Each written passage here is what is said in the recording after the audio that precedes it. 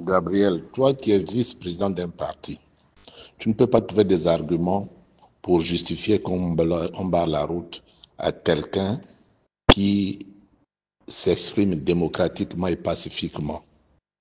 En démocratie, on n'empêche pas une opinion. C'est lors des élections qu'on choisit celui qui incarne ses opinions. Mais on laisse chacun exprimer ses vues, exposer ses vues. Gabriel, tu ne peux pas trouver un justificatif à ça. Il ne s'agit pas de condamner ou de défendre Alain Claude. Il s'agit de condamner ou de défendre des principes de démocratie. Le principe de libre expression, c'est un principe démocratique. Le principe de libre circulation, c'est un principe démocratique.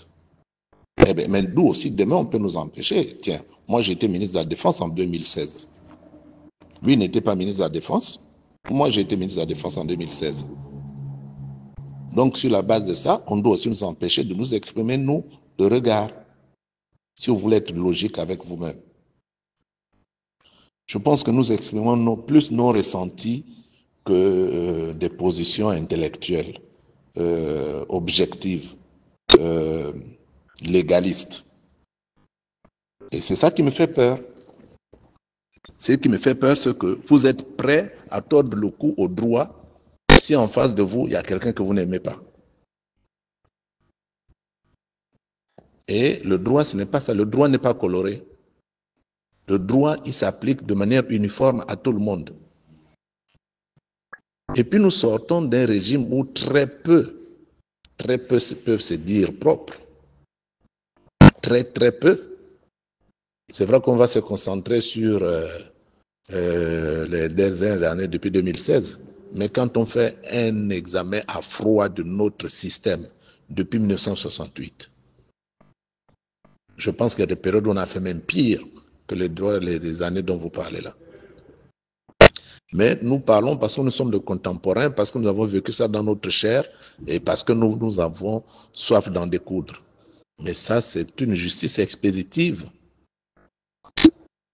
On examine les sujets à froid, et on regarde les choses avec objectivité. Avec objectivité.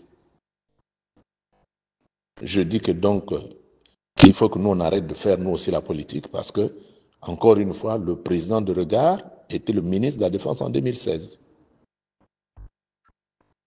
Donc, sans avoir enquêté, sans avoir cherché à savoir ce qui s'est passé, certains vont être condamnés comme ça. Non, c'est trop facile. Et puis, encore une fois, nous avons le coup d'État a marqué une rupture entre la période d'avant et les pratiques d'avant et la période dont on rêve demain, qui sera la période de bonne pratique de demain.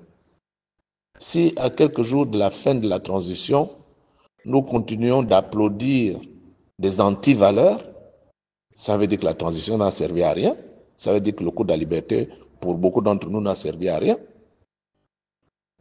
Si c'était pour faire demain ce que les autres faisaient hier, mais en ce moment, on restaure quelle valeur? Mais qui doit rendre compte précisément, Gabriel?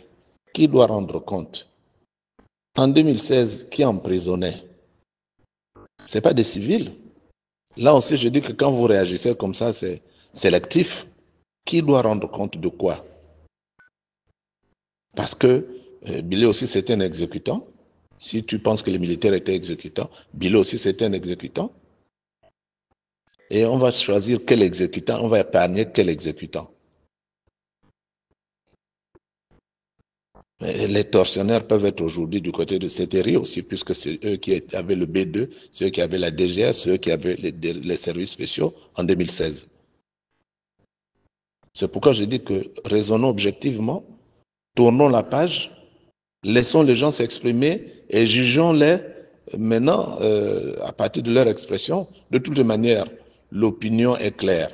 On sait que le président Oligui va avec les faveurs de pronostics. Mais à quoi ça sert d'entacher cette élection évidente par des actions de violence comme ça.